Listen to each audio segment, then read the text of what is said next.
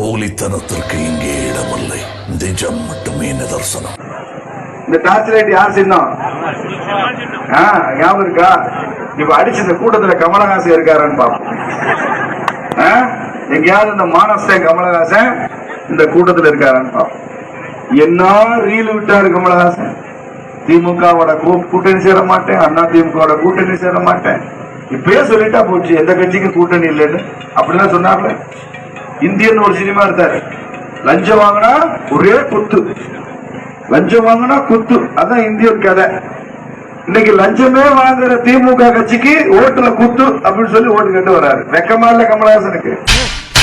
நீ கேட்ட ஒவ்வொரு கேள்வி என்ன செருப்பால் அடிச்ச மாதிரி இருக்குடா. மாதிரி இல்ல, உண்மையிலே செருப்பால தான் அடிச்சேன்.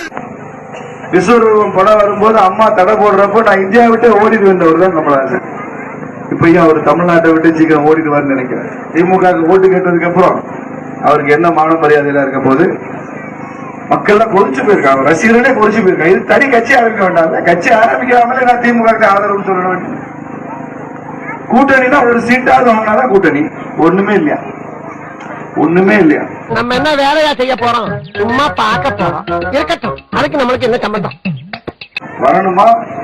சாப்பாடுலாம் இல்லையா, ஆனா மொய் எழுதிட்டு போகணுமா? இதுதான் திமுக வீட்டு கல்யாணம். திமுக வீட்டு கல்யாணம் எப்படின்னா, நாம போய் மொய் எழுதணும், ஆனா அவன் சாப்பாடுலாம் போட மாட்டான் திமுக. மொய் எழுதிட்டு சாப்பிடாம வந்துடும்.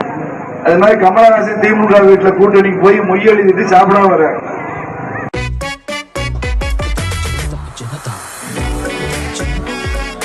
அதனால அவர் இந்த மானச இந்த கூட்டத்தில் இருக்காரான்னு பாக்குறேன்.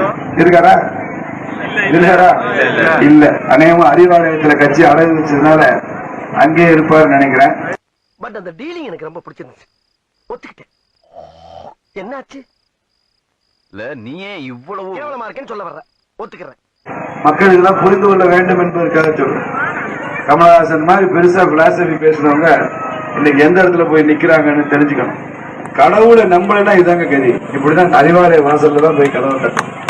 எனக்கு தெய்வ நம்பிக்கை இல்ல, அந்த நம்பிக்கை இல்லைன்னா நீ அறிவாலயத்துல போய் அறிவை வித்துட்டு அங்கதான் போய் நிக்கணும். அப்படி போனா தான் நரிமுத்துன்ற கேரக்டர் வாழ முடியும்.